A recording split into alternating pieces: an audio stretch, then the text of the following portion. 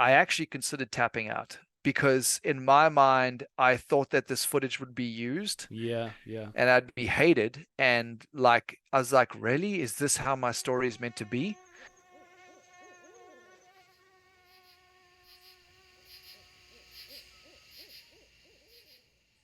Hello, and welcome to another episode of the Wild Dispatch. I'm Robin, and I'm back with more skills and stories from the wild. We have another great episode and a fantastic guest for you today. Joel van der Loon is a guy with boatloads of wild stories and a wonderfully open perspective on the world around him.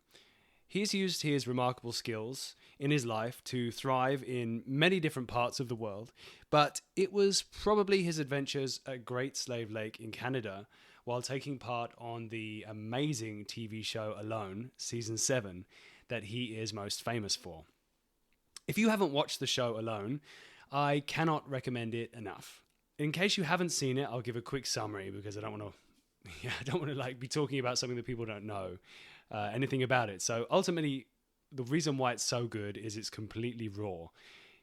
10 contestants are dropped into an area, usually in the Arctic Circle, and they are given very few items to survive with. It's usually 10 items that they can choose from, and most of the time it's like a tarp. It's no food. It's a tarp, a bow and arrows, a knife, a fire starter, a sleeping bag, a few very essential items like that, but very, very bare bones. And ultimately, they are left with some camera gear and batteries in order to capture their experience out in the wild. And that is an experience which can last anything from, well, for some contestants, 1 or 2 nights, but for a lot of people, that goes on for 2, 3, even more than 3 months. I think the longest someone has lasted on this show is 100 days. And you've got to bear in mind that this is the Arctic Circle, but it starts in autumn. So then it goes into deep winter, where they are just trying to survive in feet of snow, breaking through holes in the ice of a lake and fishing and just doing their best to chip away an existence for as long as they can. You're probably wondering, why on earth are they doing this? Well, a lot of them are doing it to prove something to themselves because they are survival experts. But also, there is usually a hefty prize of somewhere between $500,000 and $1 million. So, that is the show. It's incredible. Joel took part on season 7 at Great Slave Lake, and it was a fantastic episode. And I'm so grateful to him that he was willing to come on the show and tell his story of his experience on that show, but also just a bunch of other stuff with how he actually got to that point in his life, learning all of his survival skills. And yeah, I'll stop talking and let him do let him do the talking.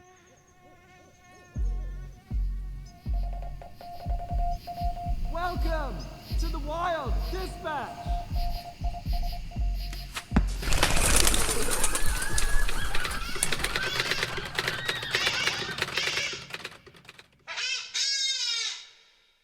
Joel van der Loon, welcome to the Wild Dispatch. Thank you for having me.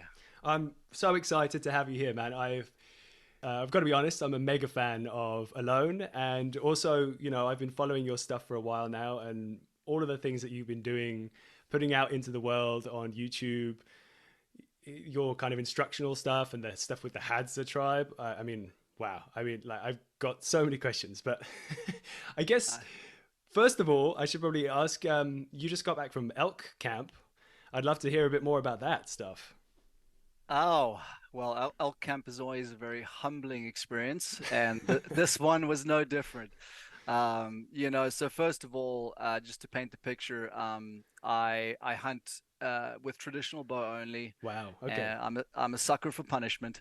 Um, and I've kind of wrestled back and forth with this with the idea of exploring, the compound bow and rifle, but I don't know, I cannot bring myself to connect with those weapons. So recurve bow is my thing, which makes it very difficult. So knowing that, elk camp was tough as usual, and I like that challenge. I always Yes. to me, chasing elk is like Basically, you learn all the most important life lessons in an elk hunt.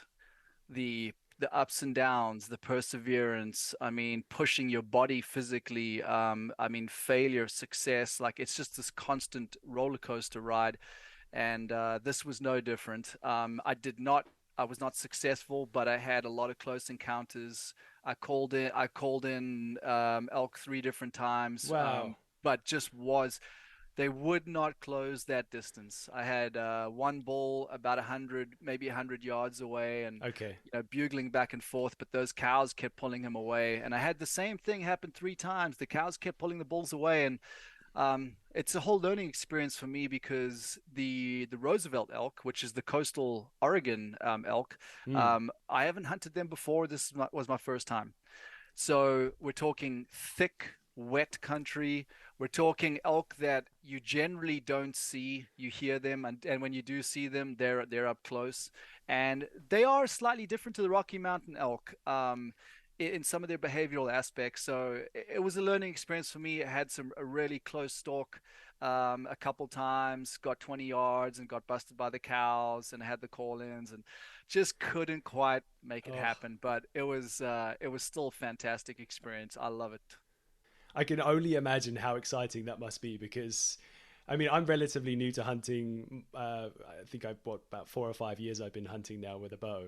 I've been getting more into turkey hunting here in Northern California, and Oh yeah. the excitement of calling, and I'm not trying to exactly compare it, but the excitement of kind of calling an animal in and getting them real up close, and the kind of the game of doing that. Oh, it's so fascinating and so intense. Hey, I can only imagine if you're doing that with like a 500 pound plus animal. It's got to be. Oh, it's absolutely incredible. Last year, my hunting partner Cole, he called a giant bull in to me 25 yards. And I mean, when you hear it crashing through the bush Yeah, and then it just stops there and you're looking at it and it's steam coming out of its nostrils, drooling. I mean, eyes red. It's just absolutely incredible that you can get that close. And this animal is so formidable. I mean, they are. I am obsessed with elk. Growing up in Africa, obviously yeah, we had a variety of amazing animals, all of the big, big wonderful, ones. scary, majestic ones that everyone talks about. But my fascination with elk, I think, is more intense than I think almost any other animal that I've ever witnessed. That's so interesting. And I think a lot of it is, I mean, it's not just their beautiful, majestic nature, but it's the vocalizations. I Mm, think that, as you say, the calling game with them is so special.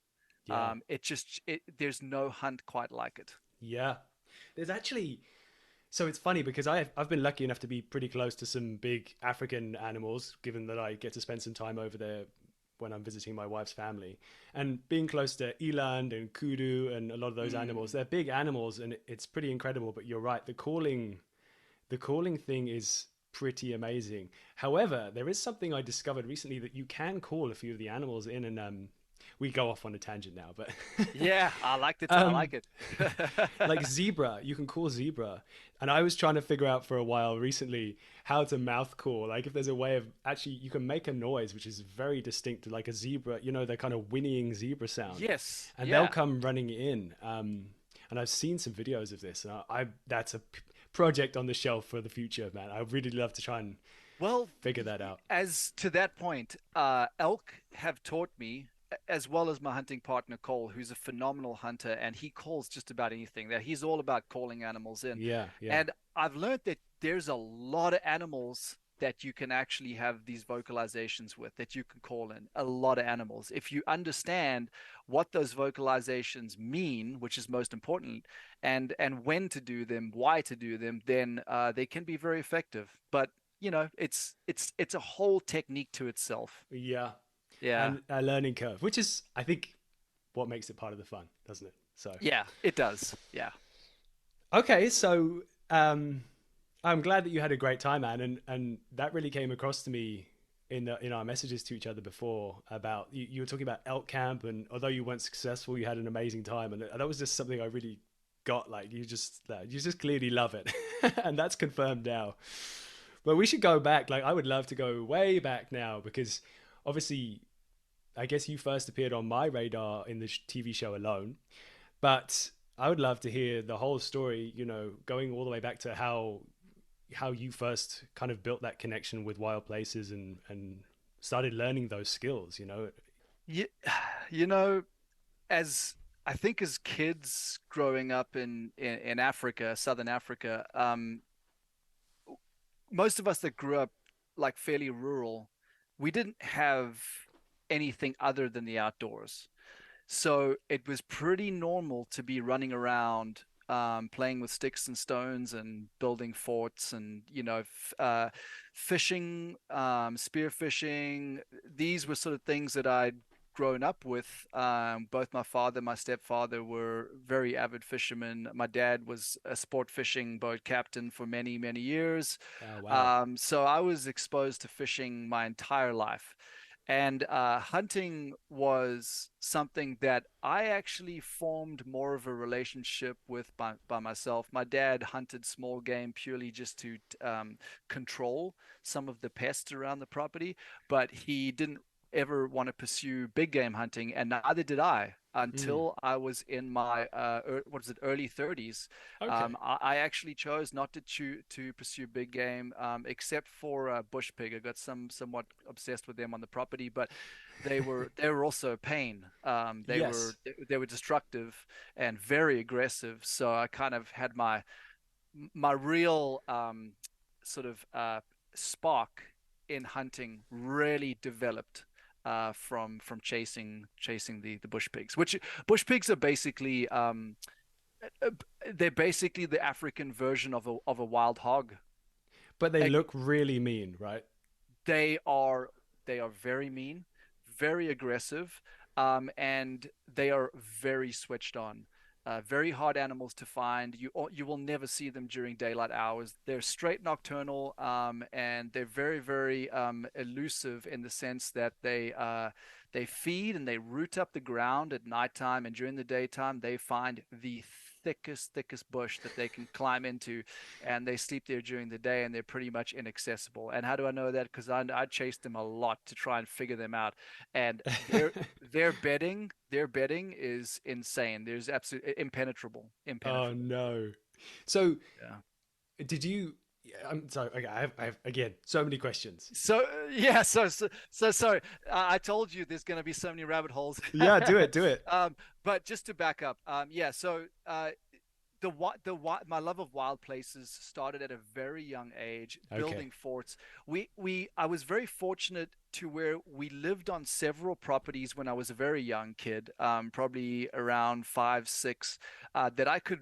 There were big properties that bordered fairly wild places, and I roamed a lot by myself as a kid, mainly in pursuit of animals. Catching reptiles was just an obsession of mine, predominantly snakes, but I also loved lizards, frogs, things like that. But snakes were just an obsession. So I would go everywhere I could to try and find snakes. And I think that sparked a real sense of passion for wild animals. And of course, in Africa, we have so many of them that it just wasn't limited to snakes. I just ended up, and my dad shared the same passion.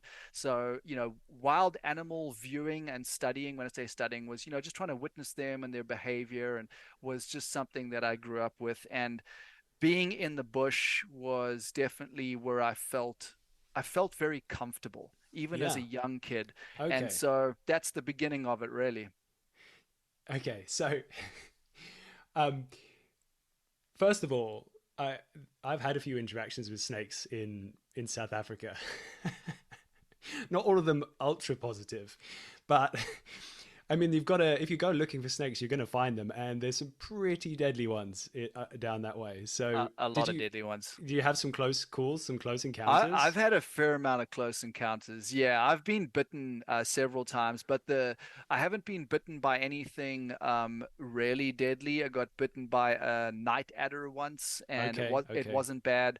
But the what was it? It was a forest cobra. I had a okay. forest cobra trapped in my bedroom, bathroom, and that spat at me and hit me in the face. Like a And spitting cobra. spitting cobra. Yeah, Whoa. a forest cobra. We had the forest cobra, the Mozambican spitting cobra were two of the more common ones, and that was the one. It spat at me, hit me in the face. But the thing was, is that I knew it was a cobra, and I put my sunglasses on, and I tried to get it out of my room. So this is partly my fault. I actually wanted to save the snake's life. I wanted to catch it, and I wanted to release it, Yeah. and it didn't want to be caught, of course. And I'd never caught a cobra before, so I put on my sunglasses. I I, I pinned its head down with a dowel holding up the curtain, Yeah. and I managed to reach around to the back of his head. You want to get around the back of the head to secure the snake, and at that time he moved pretty vigorously, and the dowel came a little loose, and I just knew he was coming out, so I just jumped back, and as I jumped back, he spat and he hit me in Wow. the face. So I walked back away from him into the bathroom, and I remember looking in the mirror, and I could see like all the spit molecules on my glasses, and I could start to feel all my skin starting to burn where The the venom venom. is. So I Wow. I washed my face off with soap, and then I made the decision that, well, it's my life or your life, and so I had to take that snake's life. But that was really quite stupid when I think back on it. I should have just dispatched that snake, because those forest cobras. So there's a lot of snakes in Africa, as you were saying, but there's a few snakes you do not mess with. Cobras are one of them, and another one is the black mamba. Okay. I would never even consider catching a black mamba. In fact, when I see a black mamba, I would even consider running away from that snake, They're because so I've fast. I have witnessed how aggressive they are. They're territorially aggressive, and I Mm. don't know of any other snake that is quite like that. If you are in its territory, it will actually charge you to attack, and it contains enough venom. I could tell you a story of killing an elephant. You know, I Really? my Tanzanian partner that helps me run my trips to the Hadza has witnessed a full-grown male elephant killed by one bite of a black mamba. Wow. So you're talking enough venom to kill multiple people. That's like a So 5-ton animal or something, hey? it's many tons. Yeah, they're Wow. big, big animals. And if you think about, if that animal can get taken down by a black mamba, it took, I think, a couple days for the elephant to die, but it died one bite. So yeah, I don't mess with those things. Yeah, that's wild. And I'm guessing that it's, I thought you were saying it's dumb to try and get the snake out, without taking its life. But you did put glasses on. I mean, how old were you when this happened? I was 18, Okay, okay. 18-ish. Yeah. So, but it was a good choice because I'm guessing the effects of getting that venom in your eyes is pretty bad, right? Sure, sure. Yeah, they say to wash your eyes out with water or milk, but honestly, like you could still have some damage to your sight. So I just knew putting the glasses on. I knew from what I'd learned that getting it on your skin, provided you don't have an open wound, is not a big deal, provided you wash it off pretty quick. But getting it in your eyes is pretty That's a dangerous. problem. Yeah. Okay, so sorry, we're like jumping around a little bit now, but I'm just so Yeah. excited. um, so you also like learned a bunch of skills from like the local people when you were so you were spending time in, is it Tanzania? Is that right? As well. Tanzania. Yeah. And so you had some people who could teach you tracking skills and like those kinds of wilderness skills, right? Is that correct? Could you Yeah. explain, tell me a bit more about that? Yeah. So when my parents separated, my dad, he moved up to Tanzania, East Africa, and Okay. ended up purchasing a rural property, which was pretty large. It was 25 acres, and it bordered our neighbor, which had I think it was 700 acres in total with our neighbor.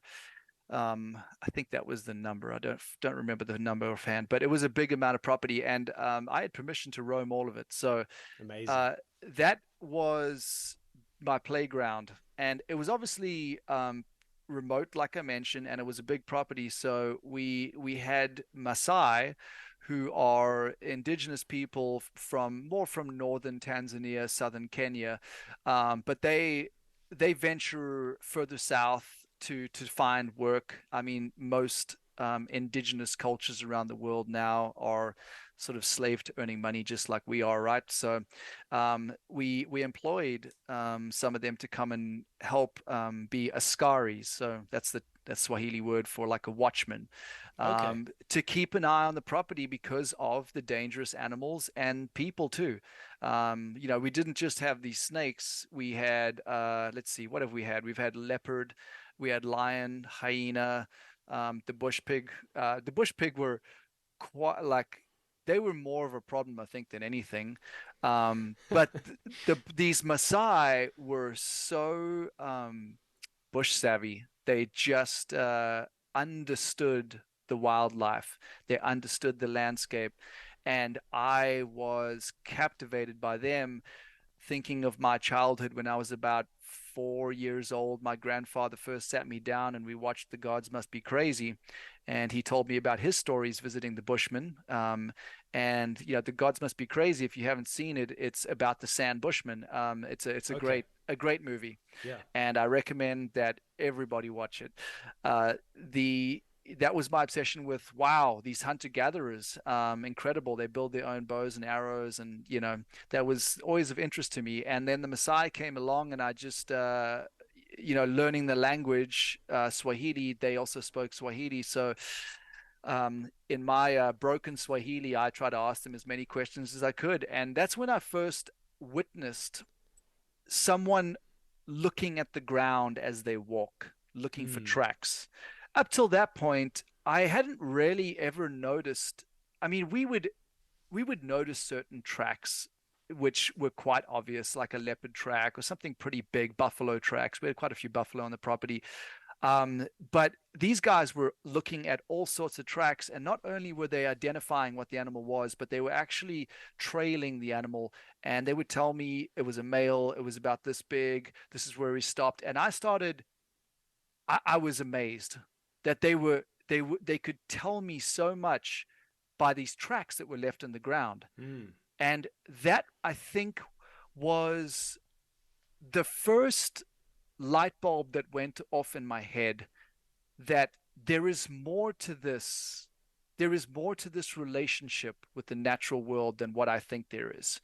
And I think that it was later on in life when I really realized how I wanted to really get I wanted to get to be part of the natural world in a way more spiritual, deeper way that our ancestors were. Hmm. And I think that the introduction and the lessons that I learned from the Maasai really helped ignite that spark in me. I have since then, I definitely have studied our ancestors a lot more, our ancestral hunter-gatherers, and obviously pursued a lot of the skills that they used to practice on a daily basis, and I try to mimic those. Can you And can you remember like a specific moment? I'm putting you on the spot now, but like when you were having that time with them and you were learning, were there any moments where things just clicked? yeah, it was bush pig that we were tracking, Okay. and there was one Maasai in particular, and then there was one other employee that we had, and he was working a lot around the property because it was kind of like a ranch, I guess what you'd call it. I mean, we didn't ranch animals. We had a couple animals, but it was just there was a lot of work to be done on the property, and he was really excited about hunting a pig because he loved the meat. Okay. And so it was mainly the three of us that would roam around and track. And I think that, I mean, I don't really know what you're looking for in an answer, but I will say that a couple things that really clicked to me Yeah. in my head was it was patience, because the Masai explained to me the one night. I remember he's like, you have to come, this is where they're coming through. Yeah. And I, it's the first light bulb went off that, oh, these animals actually have patterns. Like they use certain trails for certain reasons. And he said, you got to come here, you got to sit down and you got to wait. And I'd never thought about hunting that way. Yeah. I'd never understood. I'd never even heard the terms spot and stalk, still hunting, things like that. So I guess I owe it to him to for the start of of my hunting skills. So Yeah. there was a lot of light bulbs that went off then with how to actually look at animal behavior and use it to your advantage in order to hunt these animals. It's quite incredible. Yeah, I mean, I'm right at the beginning of this journey myself, so I'm starting to see tracks more and trying to be more aware of that. And the things I've read of other stories of people tracking is the level of nuance and understanding is it's a whole other language, isn't it? And it's just this amazing ability to even just see a whole story. Oh, it's so much detail. And I mean, a lot of people, when they think of tracking, they just think of footprint impressions left in the ground. But tracking is so much more. Tracking is more about identifying animal sign, which can be numerous ways. I mean, not just the tracks in the ground. There can be transference. There can be flagging in the grass. There can be rubs on trees. I mean, there's so many. I mean, smelling an animal in the area, right, is you're tracking an animal. It's by Yes, your yeah, yeah. nose. So there's so many ways, and the indigenous people, the Hadza Bushmen in particular, they are so in tune with all of those ways, including listening to the birds, and that they have this relationship with reading the environment, like the environment is the map, and they know how to read that environment in a way to get to the animals that they want to get to. And that is that ancient skill that I think we've a lot of us have lost. And I worked pretty hard at trying to relearn these skills. I crave to have the same level of understanding of my environment as they do. It feels like a whole thing that we've just become blinded, but like an awareness that we just don't have. So I completely understand. Yeah, this the cyber tracker, the cyber tracker organization that does tracking evaluations around the US are phenomenal. I just cannot say enough good things about cyber tracker. The I'm actually doing an evaluation next week. That they are the founder said that tracking is the origin of science. Yes. The or It's and I know abs exactly who you're talking about. I've just been trying to get hold of him because I would love to talk to him while I'm in South Africa. Louis Liebenberg, yeah, Exactly, Louis. yeah, Yeah, I need to persevere. Louis, if you're hearing this, yeah. You got to get him on. you're on my list. Yeah. Um, okay, sorry, I digress. Carry on. Um, which direction do you want to go? So, okay. So we were talking about the Hadza, which I think I would love to talk about a bunch, but I feel like there's a piece of the puzzle that we haven't covered first, which as amazing as the whole world that you were in Tanzania and South Africa, learning tracking and all Mm, those skills in the wild, there was a point where you decided that you wanted to go off and um, explore other things, which I think yeah. gets you to like the next part of your life, which I believe is sailing. Was that the next stage? Absolutely. Okay. Absolutely. Yeah. So I grew up very much engaged with the ocean, Okay. surfing, spearfishing, obviously fishing, like I mentioned. But I was also just as obsessed with the bush. In Africa, we call the wild, like the landscape on land is the bush, right? Yes, yeah, the bush. That's just like you would do in probably the UK and Australia, the bush. So I love both environments, but I really fell to the sailing bug when I was in my late teens, and I decided I was going to go overseas and I was going to go travel. I had $1,000, took my backpack, one-way flight, and I flew into Europe to go see some family. Ended up in Spain and jumped on a sailboat and sailed across the Atlantic to the Caribbean as a crew member. So I got a job, and that was my introduction to it. I ended up spending, it was 12, maybe 14 years sailing around the world. on a variety of different vessels. And I met my wife in the US in 2007, and she's American. So we got together and we did it together for about 8 years. Okay, so it was through sailing that you met. It was through sailing that we met, Cool. and Okay. sailing took me to over 40 countries and gave me an amazing education. It tested me physically Mm. and mentally in a lot of ways, and I really grew a lot from it. But I also I burnt out of it. Too much. I was a professional, crewman. Hmm. I ended up being an engineer, so I was Yes. working in Okay. the engine rooms for most of my time at sea, and being at sea a lot. When I finished up towards the end of my sort of uh, career or profession, I was spending days and days and days, weeks at sea without setting foot on land, and I kind of had enough. I wanted to be back in the bush, Yeah. and but I'm very grateful for that experience because what it afforded me was to be able to save money, Hmm. and then my wife and I we would take off. Sometimes it was 3 months, and we would go travel, and we'd go to India and go and look for tigers. We'd go back to Africa and we'd go sail around. Like we just went on all these amazing adventures that I couldn't do if it wasn't for sailing. So it was a very important part of my life. It's funny because I traded the ocean for the mountains. I live here in Central Oregon. The ocean's 3 hours away, and I don't go to it very much. So And you don't miss it.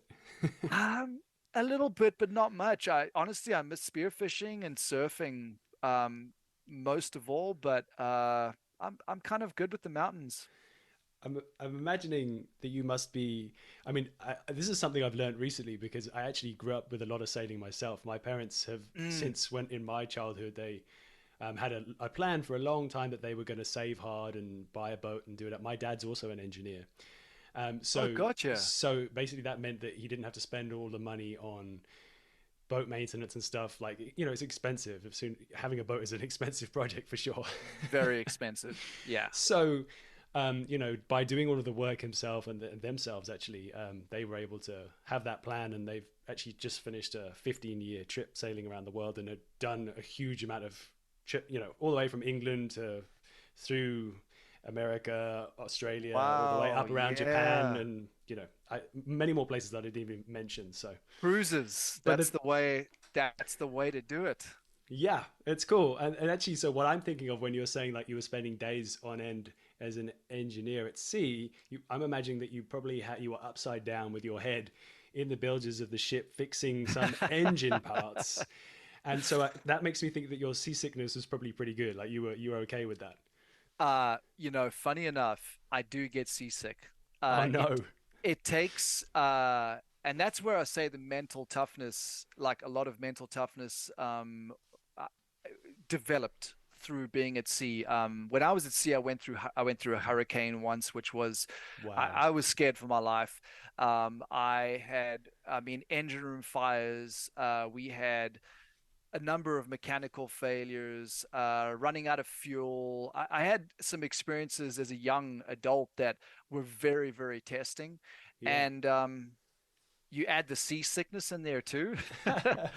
It takes a lot of mental strength just to kind of work your way through it because you have no escape, right? You can't just jump off the boat, right? You're stuck on it for days until you get ashore. So yeah, that's what I give a lot of credit to it, but man, I think back on it and it was miserable. Some of it was miserable, most of it was great.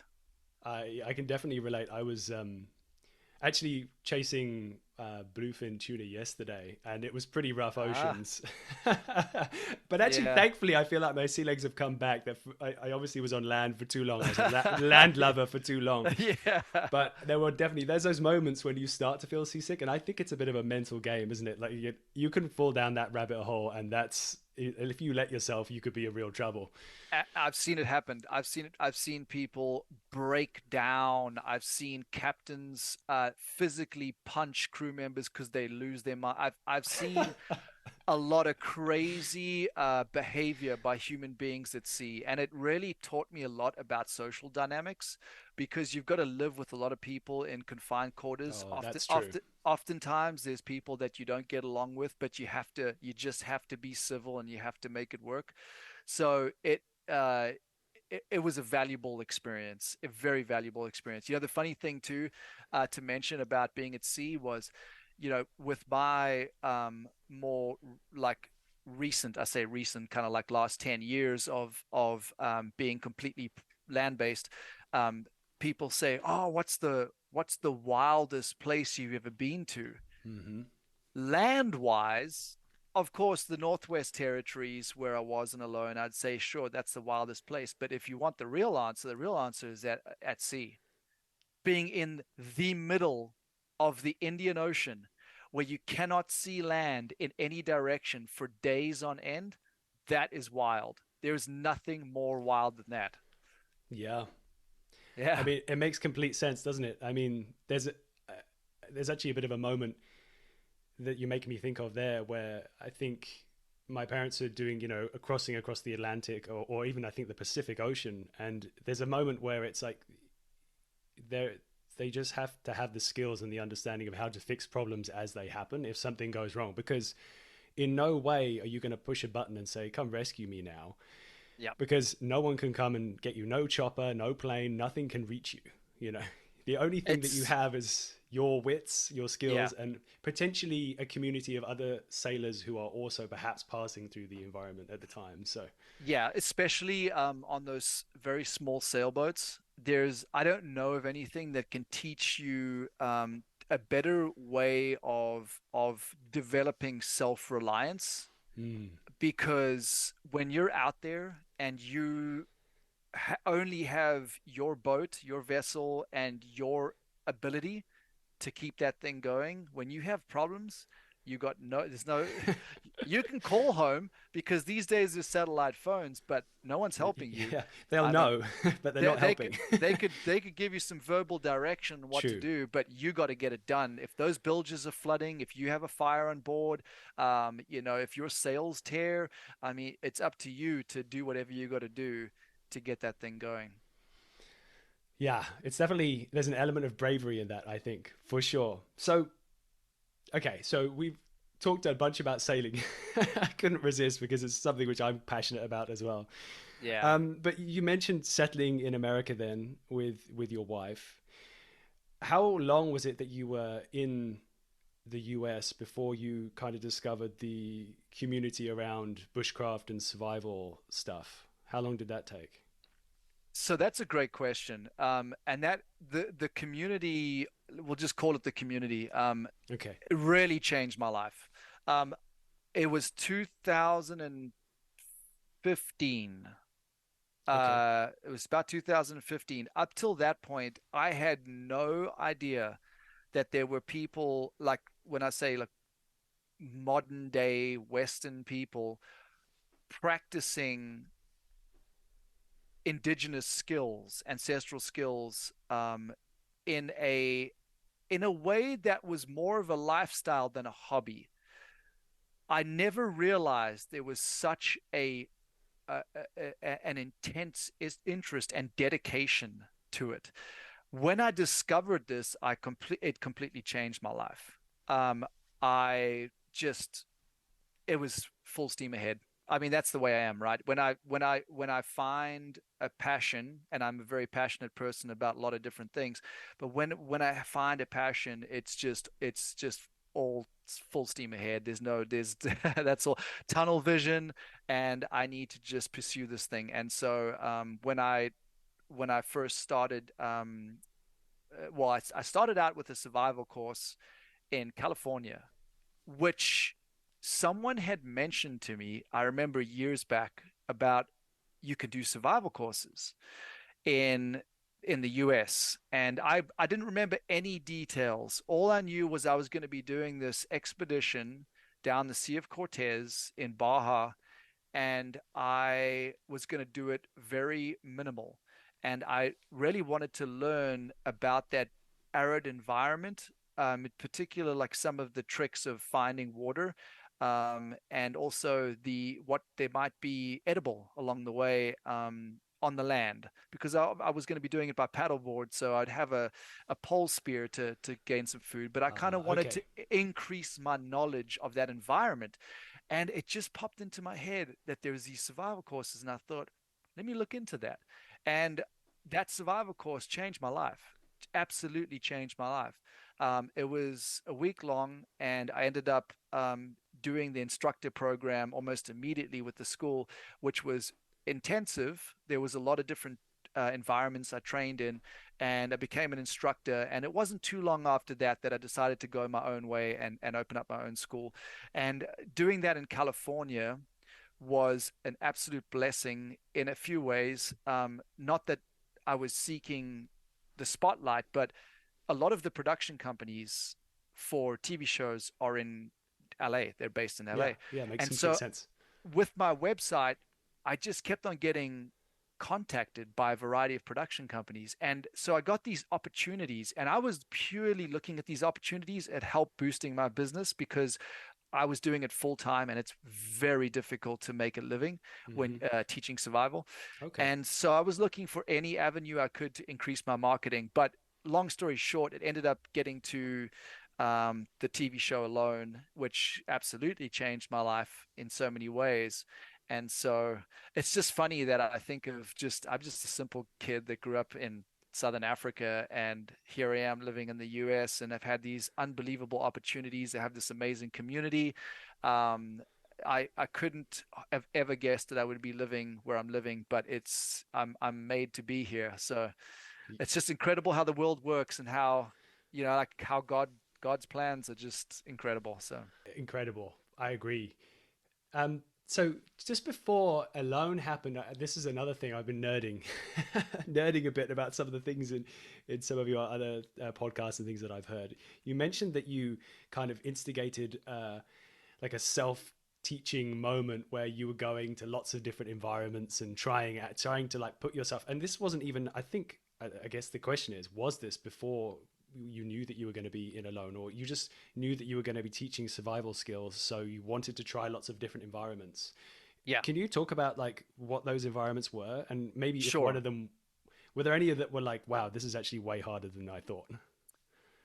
So those for me, I feel insecure if I teach something that I can't teach from a place of experience. Yeah, I'm yeah. not like a book smart person. I'm a person that's very much places a lot of value on experience. So for me, the way my mind and thought process worked was that I felt like I would be accomplished to teach survival if I could do it in any environment. If someone dropped me off in any environment and I just had the bare necessities, if I could keep myself alive for a couple weeks in any environment, then I feel like I would be justified. So I thought, well, I've got to do that. And so I did it in several different areas, in several different ecosystems, should I say, with a variety of gear, but very minimal. When I say a variety of gear, it didn't really vary much more than a knife, a piece of string, and a water bottle. Like those were the foundations. Sometimes I had a folding saw. Sometimes I would take my bow, but it was Okay. very, very minimal. Sometimes I had a blanket, but very minimal. And I did this in Florida. I did this in the Florida swamps. I did this in barren, dry Mexico, high desert. I did this in the low desert of California. I did it up in the boreal forest of Alaska. I did it in the Nicaraguan jungle. Wow. So I did it in these environments to just see how I held up in all these environments. And I will say that every time, I mean, it was challenging. Don't get me wrong, it was challenging, but I always felt comfortable, like in at peace out there. I didn't feel like I struggled. It was challenging, but I think that the passion for nature, which developed at such a young age, always made it easier than I think it would for a lot of other people. it wasn't a suck fest, which is kind of, I guess, a word that a lot of people would use. I was getting a lot out of it. And yes, there were times like Alaska was, I got, frost nip, which is this sort of just before frostbite, and I had to have acupuncture, and it took 3 months to get feeling back in my toes, and it was that, cold, and I lost like, 10 pounds in 10 days. And yeah, like there were definitely things that were challenging and I suffered, but I also just came out of every one of those experiences feeling so alive. And I mean, some of them I thrived in, like going to one of the more recent ones was Kauai in Hawaii, and there it was just like just easy, easy. So it depends on the environment, right? Some environments are very challenging, and I would say that the most challenging environment I think I've found is the alpine environments, especially more in the wintertime, because a lot of the wildlife is either hibernating or they've moved down to warmer temperatures, just to warmer ecosystems that they can still find food and survive. So those higher alpine areas are cold, and the food is scarce, and they're very, very challenging. Okay, so that makes a lot of sense. It's just a barren environment when most sensible animals have already left the scene for a while.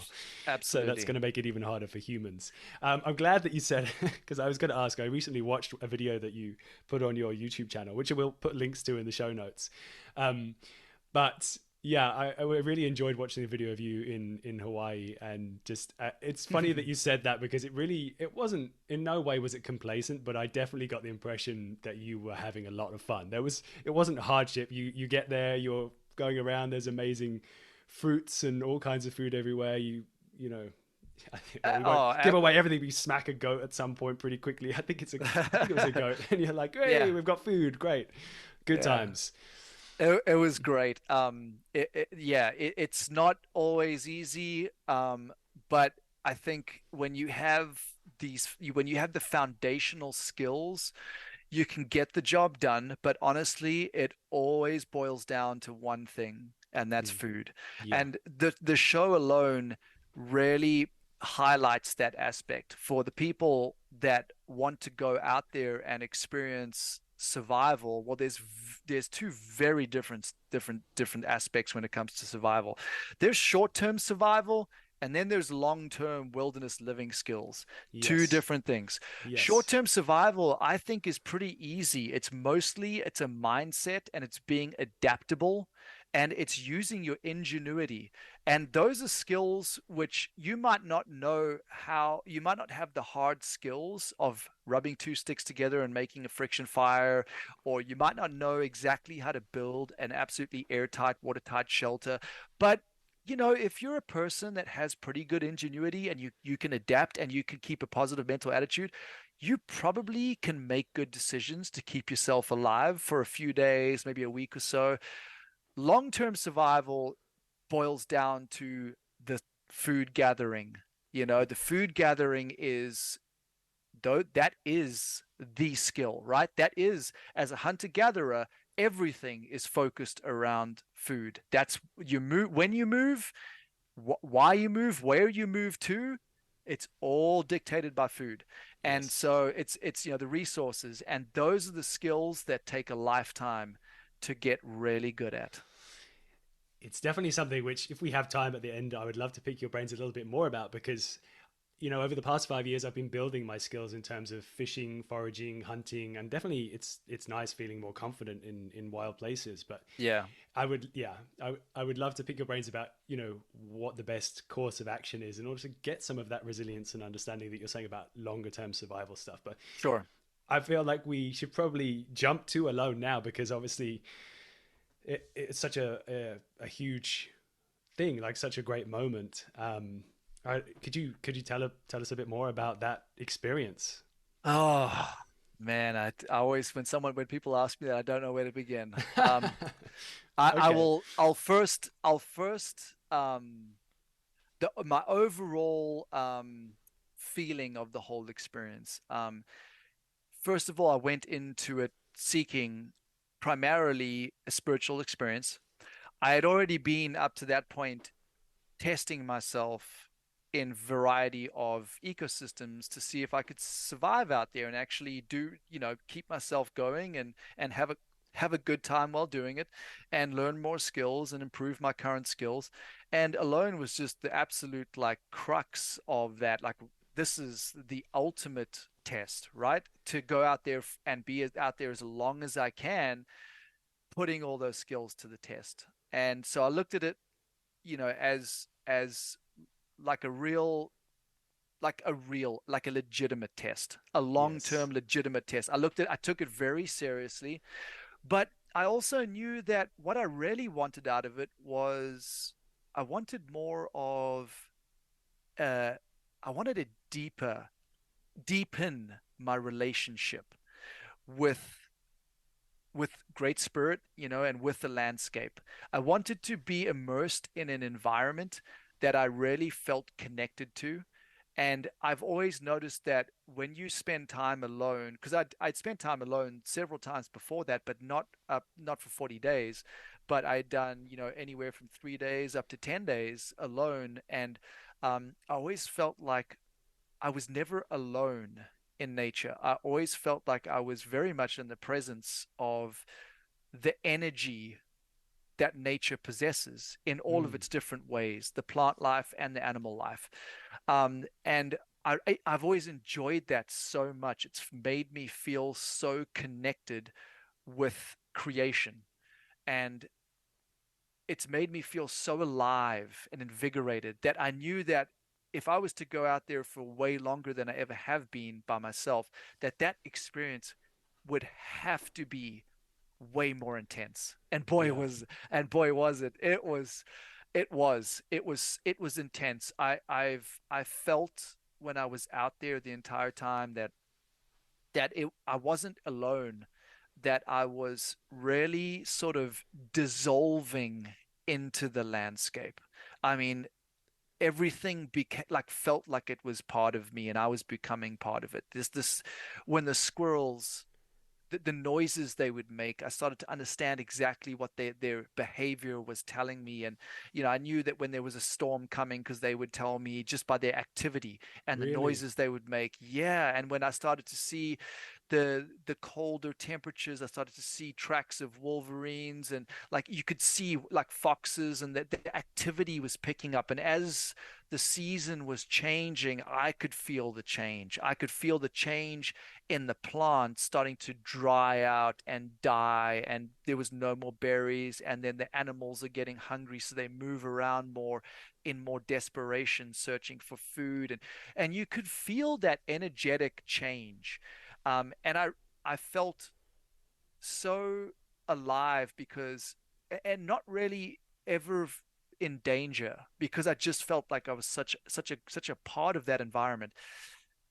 So that really was the highlight of the experience was I did get that really deep, meaningful experience, but there were also some unexpected experiences that I am eternally grateful for. It's no Okay. secret that alone, obviously, most people that go out there are more introverted, and I Yes. think that being that way, you just naturally have the tendency to want to kind of be away from people. Um, you sort of have, what is it, like, I guess maybe a bit of a pessimistic attitude towards humanity in general. I think most introverts, if they were honest, would probably say something along those lines.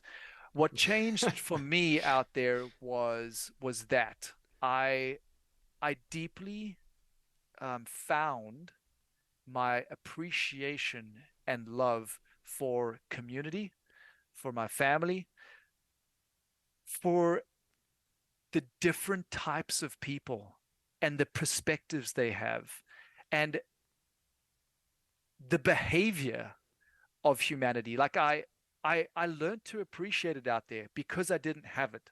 Yes. And I missed there, I learned like what I really do appreciate about it and what I miss about it. And when I came back, it hasn't changed.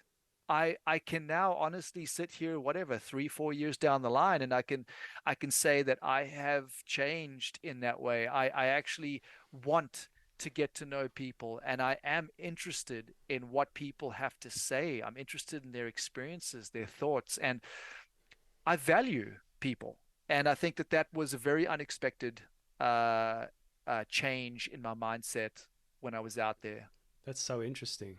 Yeah. It's so interesting, like the double whammy of at once deepening your connection with the natural environment around you. And I love the idea. And it's funny, it shows where I am, I guess, in my brain. But I love the way you're thinking about it. That the idea of alone, you're not really alone because you're surrounded by an entire community of the wilderness. Like, so in a way, the idea of being alone is that's a sort of separating yourself as a human from all of the other animals, and I guess really we are just all animals. So Yeah, and just to not to get, I guess woo woo might be the word I'd say, but I'm a very spiritual guy. I'm not a religious guy, and I'm definitely not stereotypically religious. But I guess, as I've said it before, I align more with Native American belief system. okay. And when I look at nature, I look at, I really just, to me, nature, everything about it is God. The God is the planet Earth. So when you really believe that, and you have that lens of nature, when you walk around and you look at how perfectly a certain plant might grow to capitalize on the sun, and then it produces a fruit to be eaten so that the rest of the plant doesn't get eaten. And when the animal eats that fruit, it digests it, poops the seeds out, it grows another tree. Like when you look at the engineering of nature, it it is it's all of spirit. It's Yes. all perfection and divine. So when you're out in it and you can look at it through that lens, how can you feel alone? Because you feel part of it. It feels just as much a part of you as you do of it. It feels, yeah, and it makes complete sense. And it's doubly powerful that you can have that experience and come away with that sense, but also then have an even more deep appreciation for human connection once you are back in the world of people. That's so it seems like you got certainly a lot from it. That's for sure. Um, so I've got to ask a couple more questions because I've got so many about about your about your experience with Alone. So I guess how was your journey, like physically and emotionally, through those 40 days? You go into it, I'm guessing the normal process is people go in and you try to put on as much weight as you can, usually. And you feel strong and prepared. You've been working towards this thing. Was it hard going through? Did you find yourself, like becoming physically weaker, or did you have mental issue? Because I know I would find it tough out there for a long period of time. I'm quite extroverted, so being out on my own would probably be quite a difficult thing for me. I'm sorry, I'm answering your question for you, but go on. Absolutely. No, great questions, because that really is the nuts and bolts of the experience, and very hard to get that to portray through the show, through camera, Yes. because of the editing process, and how much content they remove and how much they edit it down to.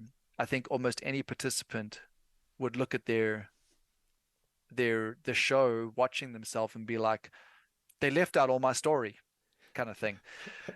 But that mental and physical experience is unlike anything. I think that for me, the mental challenge was definitely less significant than the physical.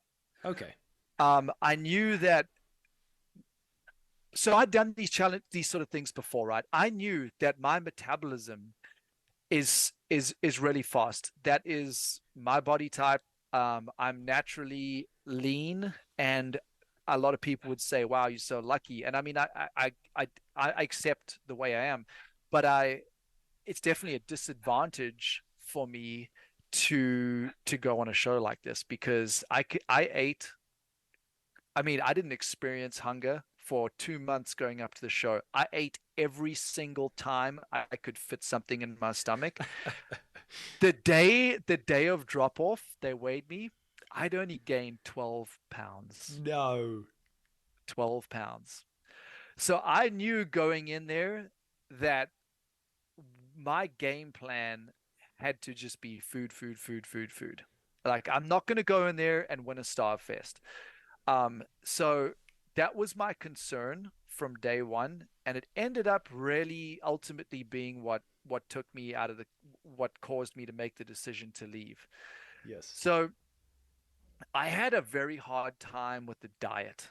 Um, I first of all, I ate enough to fill my stomach.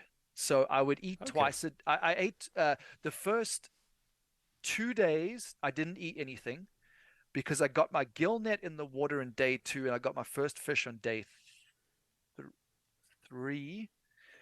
And also, I think day four, I shot a rabbit and a squirrel on the same day. So I had like fish, rabbit, and squirrel. So I was like, wow. I was Good like, wow, this is times. this is great. Mm. Um, and so I would restrict myself to 2 meals a day, and they were definitely not enough to maintain my body weight, but they were enough to maintain my hunger levels. I didn't experience hunger very badly for the entire time that I was out there. But eating fish, squirrels, and rabbits, and only having a couple of handfuls of berries a day, I don't think that there was and I honestly, this is just how I theorize. I'm not a dietitian, but I was pretty much a full ketogenic diet, right? Most of us are. We're mostly eating protein out there, a little bit of fat, and then very little bit of carbohydrates, if any. And my digestive system was having a hard time, and most participants will talk about being backed up. Constipation is a Yes. real issue. Yeah, yeah. Everyone experiences it. So, like, I didn't poop for like the first 10 days, and Really? and when I did, from there onwards, for my entire time there, my poop reminded me of like a predator. It was black. It was hard. Like didn't really need a wipe. You know what I mean? Like it was hard Wow. and like it was a very high protein diet. But I didn't. I felt pretty good on it for the first 23 weeks or so. Okay. But I then started to kind of feel that sluggishness of just not having glucose in the diet, just not, and I guess maybe losing a bunch of body weight, and I lost a lot of fat, right? Almost all my fat. So I had no vitamin or mineral stores, and I was Yes. starting to experience some really strange things. Insomnia, it was severe. Was it?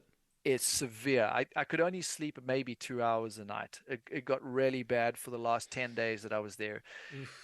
That really affected me. Severe dehydration. I think with that high protein diet, I was drinking water, but I wasn't able to really retain the water. So I would drink a whole pot, and I took a mental note.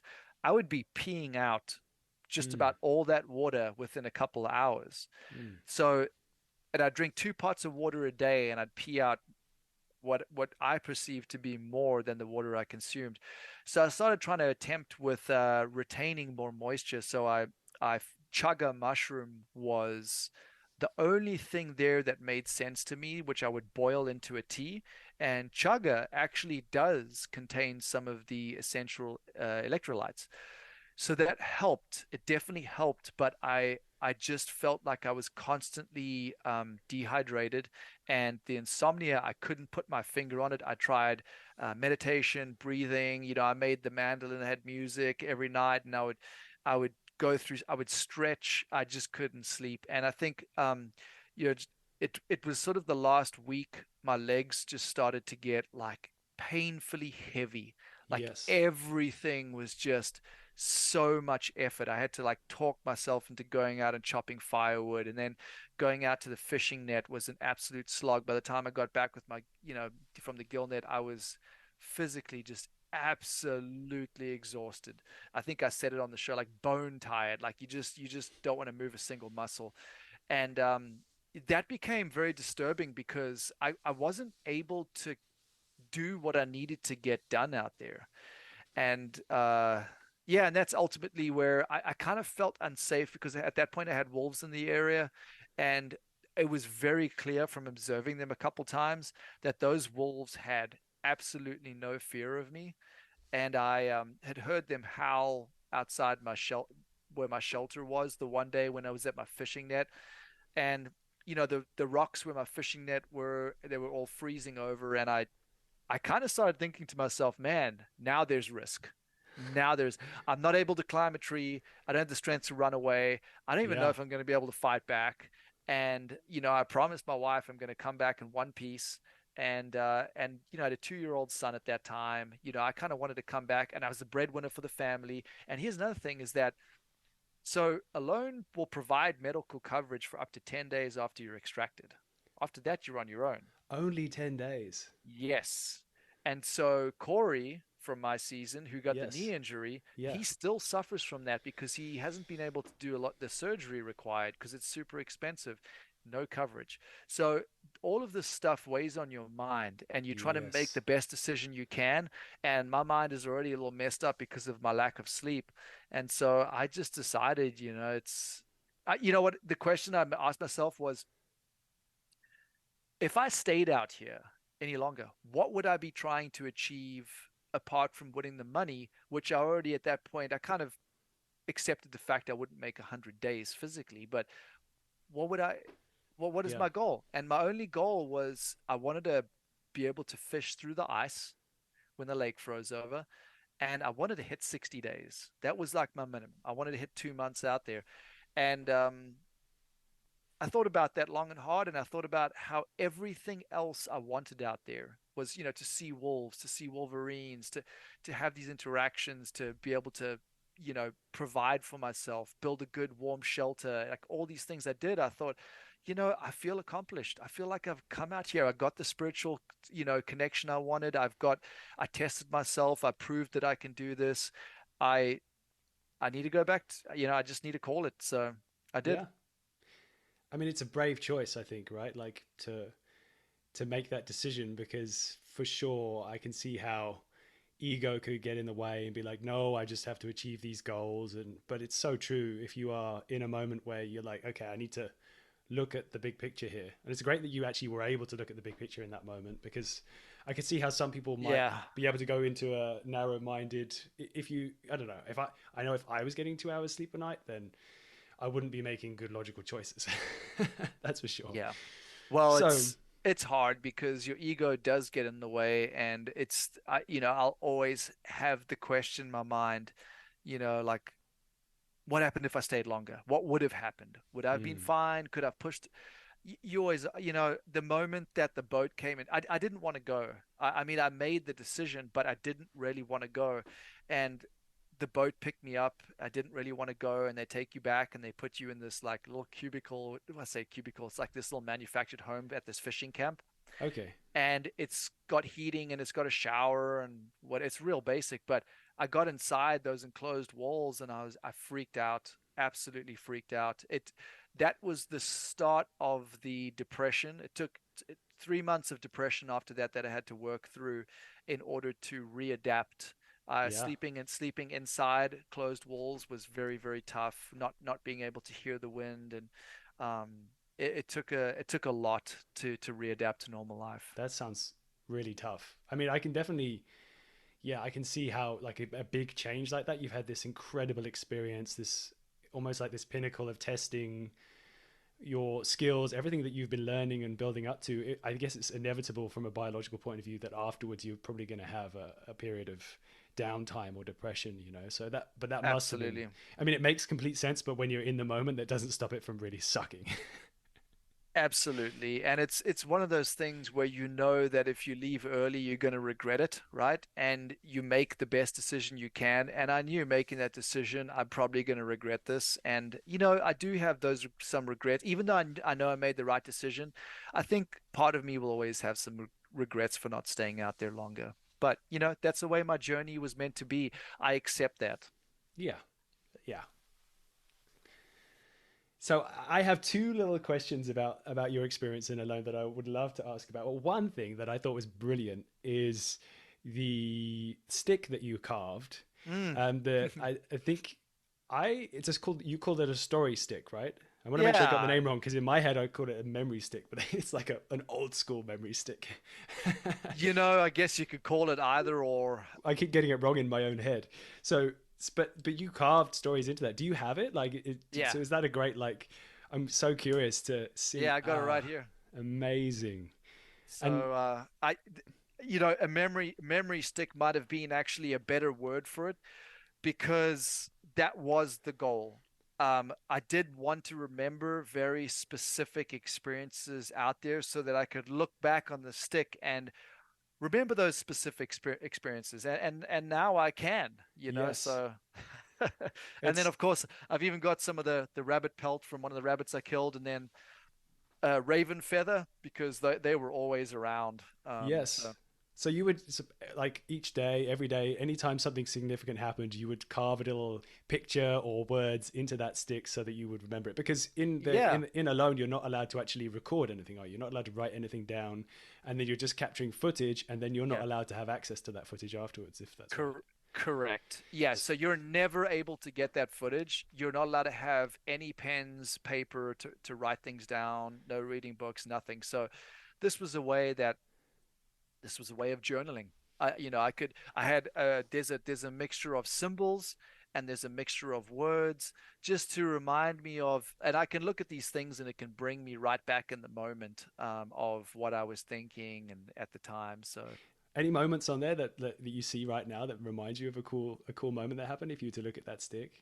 yeah, let's take a look. Well, there was, I guess, so there's this one here, Yeah. this one right here. You can see this skull. That's the horns Yes. right Yeah. there, Yeah. the Yeah. skeleton. So day I guess it would be day two because I got dropped off fairly late in the afternoon on day one, and I just set up a very impromptu camp for the night. The next day, I went to explore the area, and I found the muskox skeleton and the skull, and that's where I actually built my camp. I built my camp there because I kind of found that this would be a corridor where big game would travel through. Which, funny Yes. enough, I was right on the money there because big old moose came in that which none of that footage was shown. But so the that memory was so vivid because I'm exploring the area. I've only been hiking for about an hour, and I'm like looking at this area, and I walk up and I hear this, and I'm like, what is that? So I'm like, your bow's ready. I'm stalking in, and I see this animal behind. I look, oh, it's a carcass, and this animal puts its head up behind a carcass and just stares at me. And the first thing I think is like, is that a we? What is that? I thought it was like a weasel, or it Yeah. could have been, and it was. And then as it turned and it ran away, I was like, oh no, that's a much bigger animal. That's a wolverine. Oh, cool. So first day I got to see this wolverine was chewing on Yeah. the rib bones of this muskox. Amazing. And so I went up and I checked out the carcass, and of course I found the skull, and I'm like, well, I'm going to pull that off and put it up on the tree, and then I kind of just explored the area a little bit more. And funny enough, the location where that carcass was a great location to build a shelter. So I ended up building my shelter right near that, which was both a blessing and a curse because um, I predicted that the muskox was in that area because that was a travel corridor, which I was right about. But the wolverine know that too, and so the wolverine came back, and they ended up, getting into my food and being quite Tormented a you. tormented me. So yeah, blessing and a curse. So, what was it about that area that made it a good channel? Like a Uh, good channel for wildlife? so there is, I was on right. Well, they dropped me off on a peninsula, Hmm. and that peninsula was kind of like, like obviously like the shape of sort of like a teardrop, which meant that the top part of it, which joins to the mainland, was actually pretty narrow. I could walk across the top part of that peninsula in 5 minutes, less, probably even 3 minutes. So, but then it widened out. You think about the bottom, like the teardrop getting wider. The bottom part of that peninsula was quite a bit wider. So the thing that I knew was that the peninsula was pretty big, and there was a lot of good vegetation on that peninsula for feeding. And I did notice about a bunch of tracks, so some older moose tracks. So I figured that they more than likely would come on this peninsula to feed, because a lot of that area, funny enough, had burnt. Ah, So okay. so there was these green patches, which was very much sort of coastal by the lake, but a lot of the inland was burnt. And so I knew that a lot of these big ungulates are probably coming over here to feed, and I knew that the only way in and off that peninsula would be through this access point. So I wanted to be close to it so that if they did, I would be able to hear them or hopefully see them. Yes. Ah, okay. And so I did like when I was doing a bit of research before this podcast, I listened to a couple of your other interviews, and I think it was on the Son of a Blitch podcast. Shout out to George. George. Shout out to George. Yeah, I think that you said that you did actually. I mean, you chose wisely. You chose a great hunting corridor, and then you just mentioned it now as well that you came across a moose. I'd love to hear like so you actually hunted a moose and you took a shot on it. Yeah. If you don't mind sharing, I'd love to hear that whole story. I'm so intrigued about what happened because it just never made it to television, you know, like, and that's No, I'm grateful. okay. I'm grateful for that. It was day 5, Okay. and I was trimming limbs off of a tree before I was about to chop down the tree. And just the sound of me with an axe trimming leaves must have sounded like raking, Yes, like which moose thrashing. which moose will often do during the rut, to display, and they'll rake trees. And so raking and calling are two great ways. Well, raking is calling, but there's the moose specific moose vocalization, and raking are two great ways to try and lure a moose into your area. I mean, it was only day 5. I wasn't planning to go after big game that early, Yes. but I was trimming the trees and I heard a stick crack, and I looked over and there was a giant, giant bull moose. About He was about 40 yards away, guessing, and he was just standing there, sort of staring in my direction, but there was a lot of trees that were blocking his view from me. So he was trying to figure out if I was a bull moose. And I think that I mean, I can only reference my experience with elk, kind of like wary. Is this a bigger bull? Like, what's his deal? Is he displaying for a cow? Does he have a cow? He buys it? Like, I think he's trying to put the puzzle pieces together. Yes. And when I heard the stick crack, I came around, I saw this giant. I immediately reacted. I hunkered down. My shelter wasn't too far. I kind of crawled to the shelter, got my bow, crawled back, and I took a shot. And what I perceived to be a perfect heart shot, like it was tucked in the pocket, just Yeah. behind the front leg. Um, he immediately turned and ran, and I usually would not do anything. Just let the animal run. Mm-hmm. I don't want him to feel like he's being pursued. I want him to try and believe, like with elk, that he was maybe, skewered by another bull. Like it takes them a minute to try and figure out what's going on, but they don't necessarily. He's not correlating this with a predator. Okay. So I want him to just probably run, not too far, and then maybe bed down, and you know, hopefully lungs fill up with blood and he dies. Or Just if it's a hard expire. shot, he just falls over within 100 yards. I mean, that's what I was hoping for. But we are limited to a certain amount of land, and there are these invisible beacons, if you want. They've put like satellite waypoints. If you cross them, you're out of your land, Your your zone. area, your zone, Okay. and they know that, and they will immediately call you and tell you to go back to your area. Very strict rules on staying in your area. They don't want you coming into contact with any other participants, and sometimes the two different zones are bordering each other. They're Mm. big zones. They're big zones, right? But like you're not going to hear them or anything. You're not going to smell campfire smoke or anything like that. But they are very strict about that. I knew that. And this is very abnormal when you're hunting big game to be restricted in that way. So I decided to run after the animal very lightly. I took my shoes off and ran in my wool socks, and it's very boggy, so you can actually run pretty light there to just keep an eye on the direction. It was very important for me to know which direction this animal was headed so that I could track it down. I I had only my bow. I had the GoPro and I just took the bow and the GoPro and I ran. Took off my shoes and I ran, and I caught up to him about 200 yards away, and I So was sorry, I behind. gotta ask. So Yeah, you took the shot, and what, you were about 40 yards away. I That I co- took when I shot him, I was about 30. okay, and then he ran, but instead of waiting, you just followed him. You just because you needed to I understand more pursued. information. I knew I had the wind in my favor. Okay, So good. provided he didn't see me, I knew I'd be fine, and I was Okay, pretty comfortable that I could stay unseen. So I jogged after, and the tracks of a moose are like this big massive. in the bog, not hard to find. But the problem is that once he gets off the peninsula and he starts making his way up on higher terrain, the ground is not soft anymore.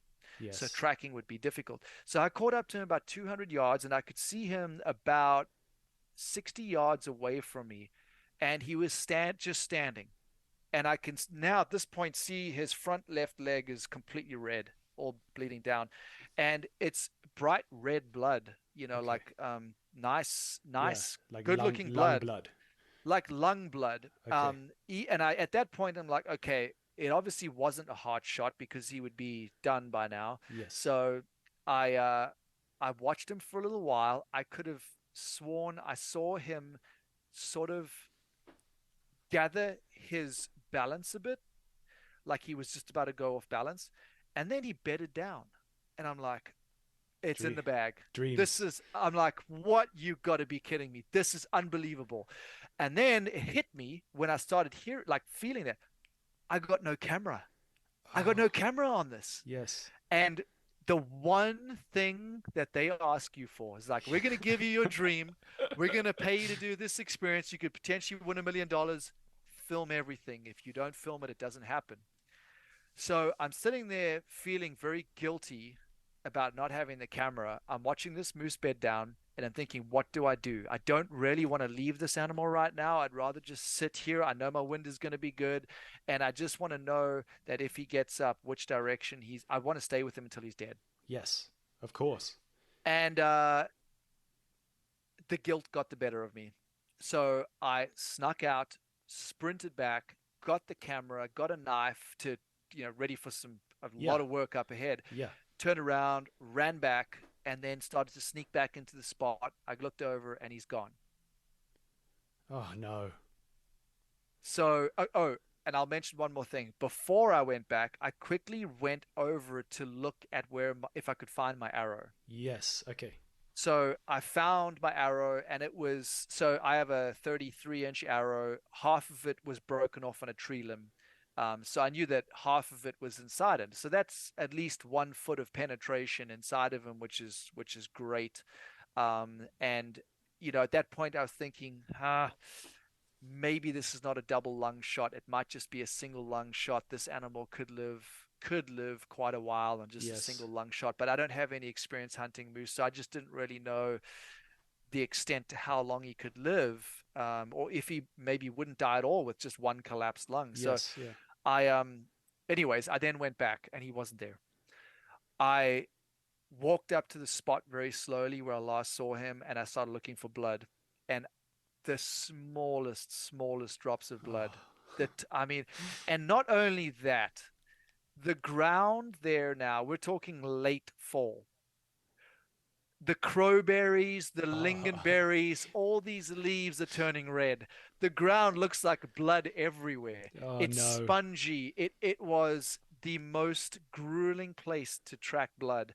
Um, I spent 2 days trying to find that animal, and it was the end of what was morning of day two when I called up the production and Yes. I explained to them that I need to leave my boundaries because I think I know where he's head. I need to leave my Yeah. boundaries. Yeah.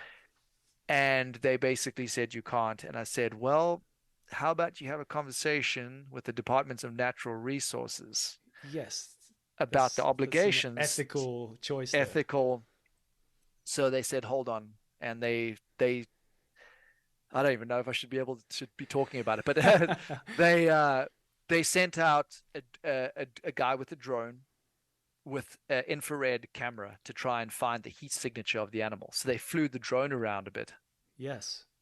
In my opinion, not a great attempt, but also it was very it was very late on the day on the end of the day on day two. Yes. So that animal was probably It's dead, cold. cold, no Yeah. heat It's the signature. same color as everything else.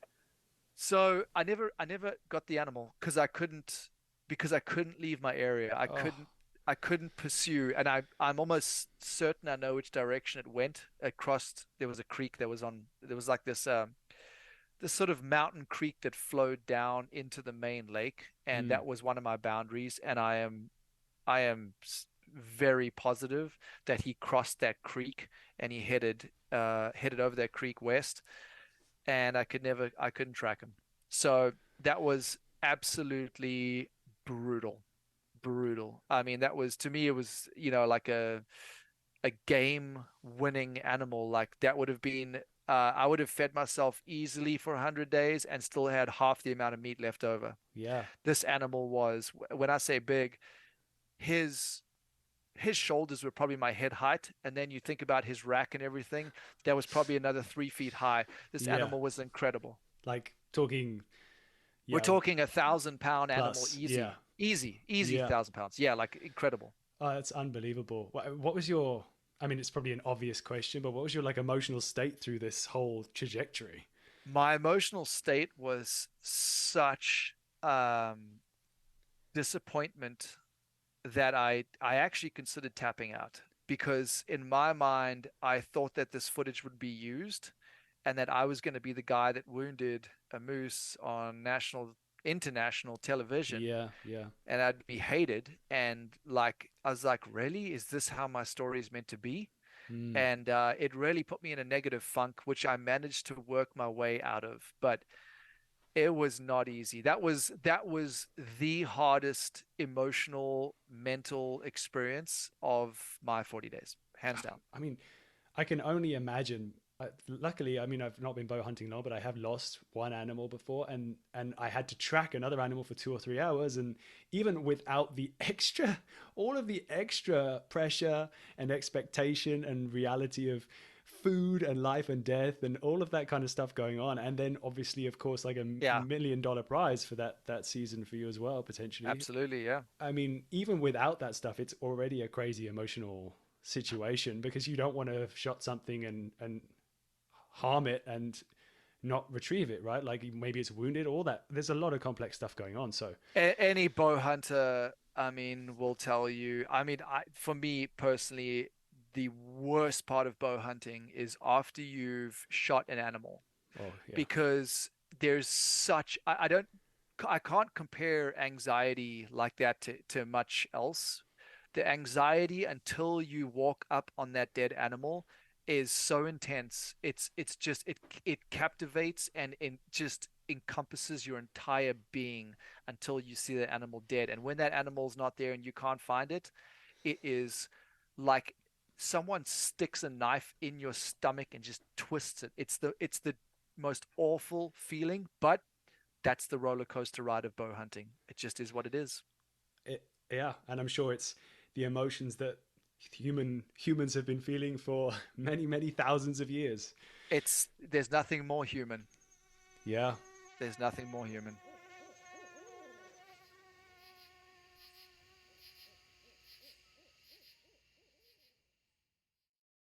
Well, thank you for sharing that story with me because I was so curious when I heard it in another story. So it's really good to hear exactly what happened, you know. Yeah. Um, Speaking of that kind of traditional hunting, there's another thing that I really wanted to talk to you about is because I've been watching some of your stories with the Hadza tribe, and if we have time, I'd love to hear.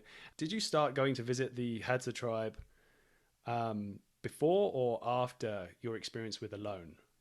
Before alone. Okay, cool. So Yeah. it's definitely your experiences with the Hadza tribes. I was wondering which one informed the other. So with the Yeah. Hadza, then you obviously learned a bunch from those guys. Yeah, I mean, um, I think I've been more motivated in my ancestral skills endeavor by them than anything else. They Okay, have shaped me as a human. They've shaped me as a professional.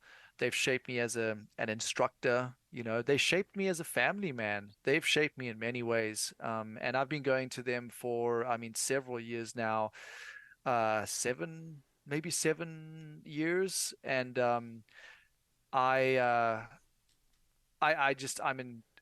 eternally grateful for all the lessons that they've taught me, and they only helped me in my experience in the Loan. They were very, very present in my thoughts really, all the time.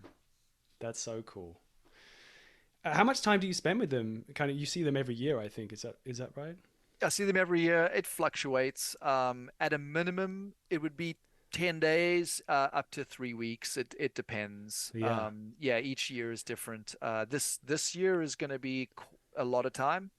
I'm going to be there for about a month, maybe even a little over a month. amazing. It just depends on. Sometimes I run two trips back to back. Okay, Sometimes it's just one. Yeah, so it depends, but it's usually at least a full week with them at a minimum. okay. So we should probably set up a little bit about who the Hadza people are, where they are. I'm not sure. I don't think we've quite done that yet, have we? Like just Sure, yeah. Yeah, so the Hadza, they are a hunter-gatherer tribe that live in the Iasi Basin. So it's actually the Yaida Valley of northwestern Tanzania. Very close basically to the Rift Valley, which is the cradle of humankind.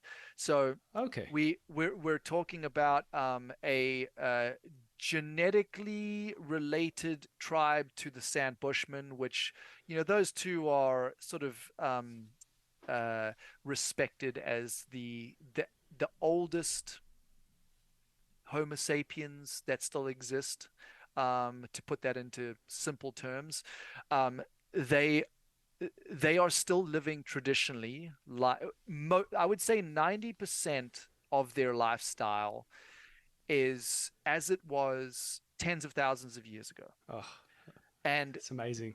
I know I get a lot of pushback for this on my YouTube channel because I say various things like the oldest human beings alive or the last hunter gatherers.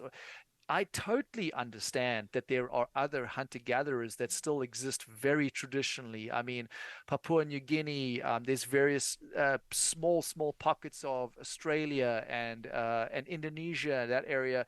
I totally understand that, but I guess where I come from is that they're the the oldest ancestry that we have according to anthropologists and the paleoanthropologists. I mean, this is the cradle of humankind. So I look at it in that way, that who are the oldest ancestors that we have that are still alive, that we can actually look at and question, how were we when we were living as human beings 10,000 years ago? Those are the people. They're Yeah. the people to look at. So for me, when I first went out there, actually, I was selfishly, I'll be honest, going out there to learn primarily their hunting and tracking skills. That was my primary focus. Okay. Because I could speak Swahili, it Hmm. was an instantaneous. I was surprised that they could speak Swahili, and they can because of the influx of other tribal, and this goes very, very deep. I don't really want to delve too much into the politics of the Hadza and how they are affected by other tribes and all that sort of stuff. But they've been very influenced by outsiders and tourists to a certain degree. But they speak Swahili. A lot of them do speak Swahili. That's ranging from good to none at all. So Okay. it depends on who you speak to. But the one of the elders that I met when I first went there spoke pretty good Swahili, and the fact that we could communicate, we Mm. connected. The fact that I wasn't just a tourist, that I'd actually lived in that country for quite a few years, spoke the language, and I was a an enthusiastic hunter that was capable. He totally took me under his wing, and I completely fell in love with the people, their culture, their their level of reverence for each other and the natural world, their humility, their physical capability. I just each year I go back and I'm just even more impressed with with them. I feel like if you take an engine and you look at an engine that's running Yes. as it's designed perfectly, like as the engineer designed it, versus an engine that has not been maintained, it's been run hard and put away wet. That Yeah. I feel like our modern domesticated man is that older, beat up, unmaintained engine. And the Hadza are running exactly as designed. I just can't put into words how human they are.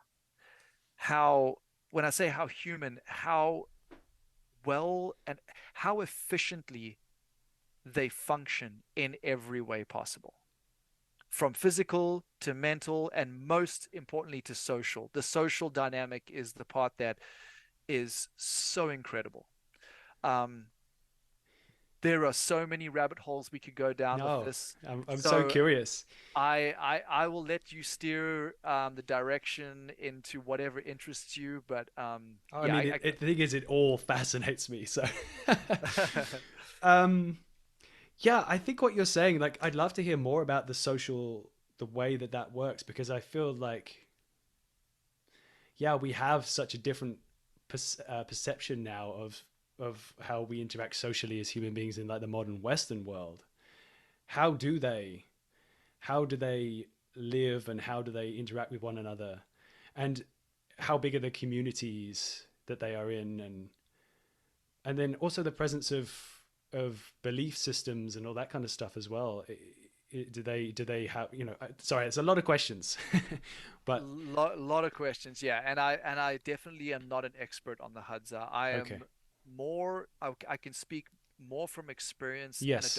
anecdotally, than Yes. as an academic. I just can't. So, from my observations, the social dynamic is very different in the sense that they do not, and like I say, this is all going to be from my observation. They do not seem to possess judgment or jealousy. I won't speak for all the Hadza, but I will speak for all the Hadza that I have met, which is maybe 80 Okay. different Hadza. So there's different bands. So let me start from let me back up a bit. The Hadza, the exact number of Hadza that are still uh, living, I don't know the exact number, and I'm not so sure that anyone really does, because it's very hard to do a census account on people when they live in very small bands all over the place, and then not to mention any at any time one of the members of that band can leave that family and go join another family for a couple days, a hunt, eat a meal, and then go back to the so they're very, very nomadic. Okay. They have camps based all around the valley, the Yaida Valley, from Yaida Chini down in the south, all the way up to there's like a Mangola region, which is sort of more closer to like towns and things, and it goes all the way up to Karatu, which is basically the gateway to get to the Hadza. So they're very dispersed. in families. You could bands or families, but it's very stereotypical. Like they are in small family groups, and there's certain individuals that kind of tend to stay with each other, and then there will be generally the younger Hadza that will come and go as they're looking for a wife, or as they're wanting to hunt some different areas. They are very nomadic. Okay. So the actual count of Hadza, I think it can range anywhere in the hundreds, maybe up to 1,000. I don't know the exact number. Um, the so they live in these family communities, where predominantly they've gravitated more towards the northern part of the valley, closer to tourism. And the reason being, like any indigenous culture, the the allure of money Yes. is there. It's there.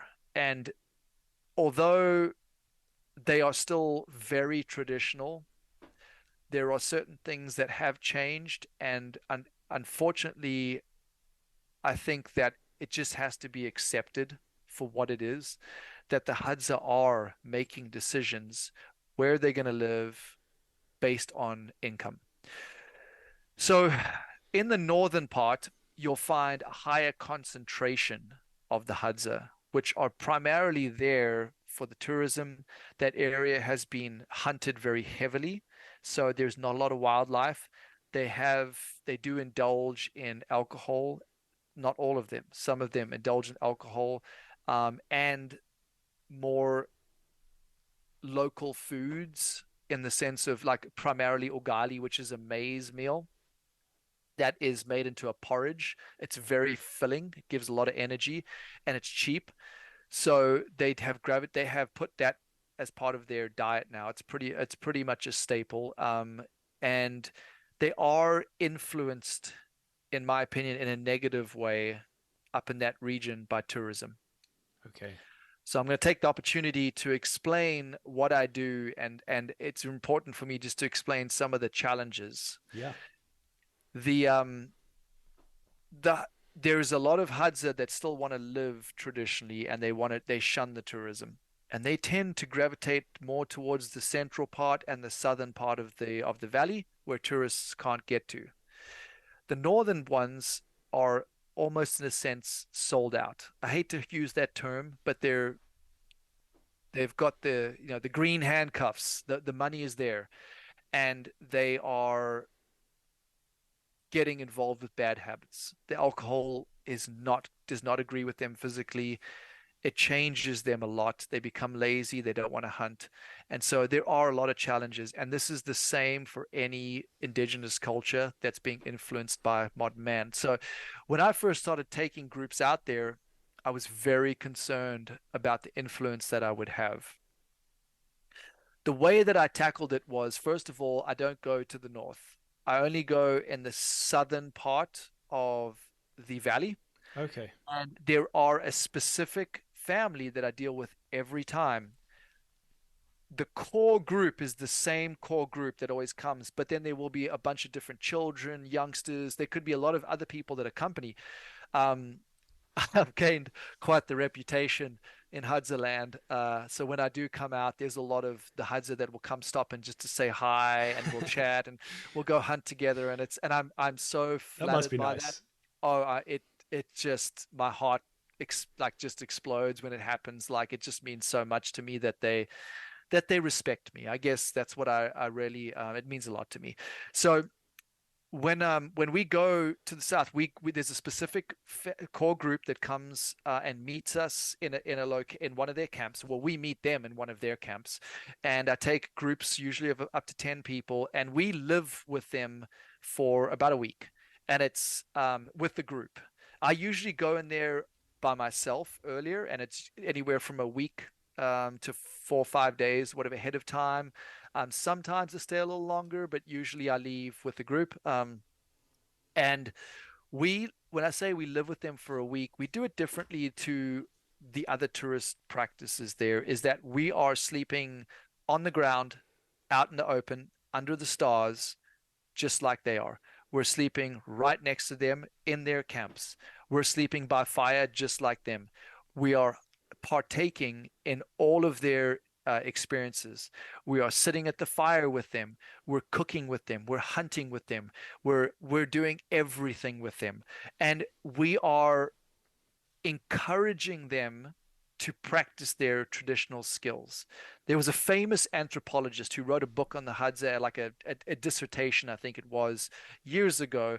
And his final outcome was, with all the influence, the negative influence over the Hadza, the number one important thing to do to maintain their culture is to keep them hunting and foraging. As soon as they stop hunting and foraging, that will be the end of their culture. Mm. So my primary goal with them is to encourage them to hunt and forage. I bring people in there that are so excited and impressed and bright-eyed and bushy-tailed when they're like seeing these people shooting birds out of trees, coming back with a warthog, climbing up trees, pulling wild honey out, that the Hadza can feel this energetic exchange, and they know that we're so impressed and we admire them. And I think that I hope that that only is going to benefit them as a people and not detract from them. I Yes. couldn't I couldn't honestly say that we have zero negative influence. I really don't know. The answer is I really don't know, but I go with my judgment and my intuition, and I go with what they tell me. I ask them, do do you like the experience that I bring you? Do you like the people? Do you like doing this? Because if you don't like doing it, then I'm going to stop it. And they have always given me positive feedback. Over the years, I've been able to gain a lot of trust from certain individuals, and they open up to me about stories of, of really interesting hunting stories, ancestral stories, spiritual stories that I just feel like I'm meant to be there with them. They're meant to share that with me so I can pass it on, whether it's through videos or verbally. I just, the Hudds are the most spectacular people I've ever met in my life, and I just feel like they need to be seen and heard by the world to help them to maintain their hunting grounds and their culture. And I hope that I'm doing it the right way. I'm promoting them in the right way. So that's my spiel. No, it's a great answer. I think what you were saying about, it's a very delicate situation and you don't want to ever be a negative influence, but surely it has to have a positive impact that when you bring in people who are empowering them and the way that they are currently living their life, that has to feel like a positive situation for them wanting to continue to strengthen the traditional ways in which they live versus Yes. if you are exposed to other cultures, and I can imagine, as like traditional Western kind of cultures and those kinds of things where it's like, hey, why aren't you living this dream of having money and buying possessions and all that kind of stuff? Then obviously, if you see that kind of environment of flashy objects and look at these cool things Yeah. that I have, then that's going to be more of a negative impact. So I think it's great that you're so aware. I go out of my way to explain to them lightly because a lot of things they can't comprehend. I mean, Yeah. the last time I was there, they asked me how I get, like, where I live and how I get there. So the conversation about an airplane, flying in an Yes. airplane, Yeah. they were mind blown.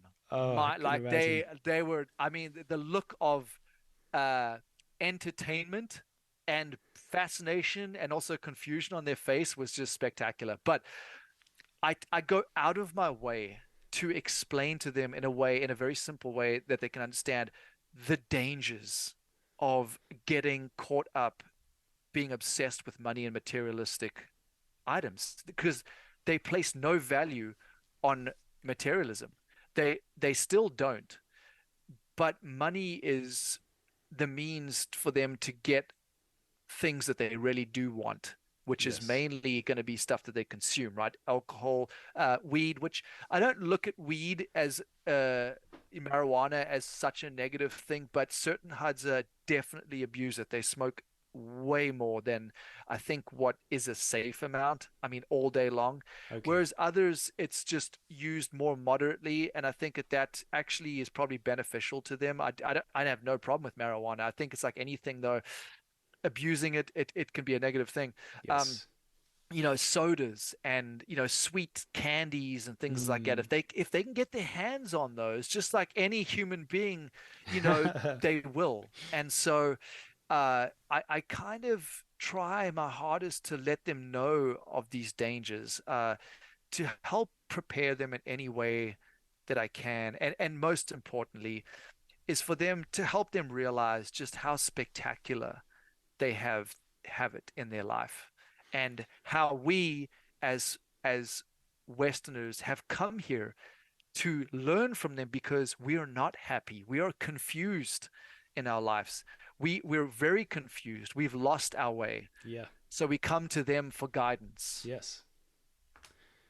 And it's interesting what you're saying. I mean, it's kind of makes me laugh a little. Like things like sugar, processed sugar, and corn syrup, and those things. Like obviously, the human body is evolved to crave Oh, calorific nutrition, and so obviously that's going to be amazing for them. And then I guess yeah. like You you ask them made their me favorite, think. yeah, their Yes. favorite food, honey.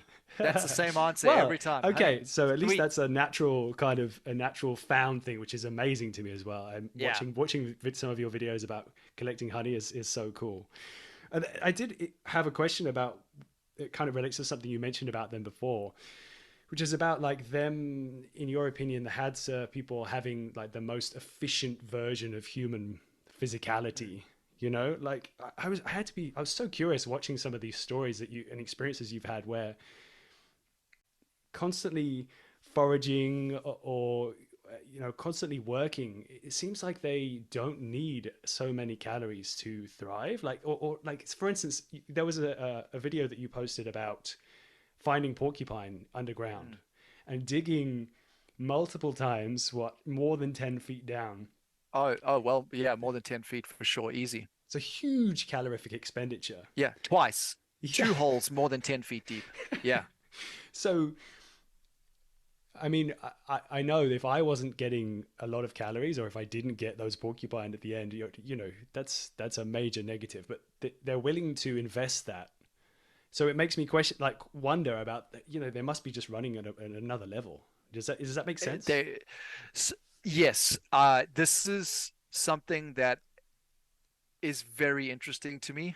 And especially, with the whole experience I had on Alone, and in the survival world, right? There's calories in versus calories out. It's Yes. I have a lot of interest in it. And um, there is something biologically different with them, to where they don't drop the calories, the fat, the weight, the body weight the way we do. And I know they're small people, right? I would say an average Hadza male is probably around the 130-pound range.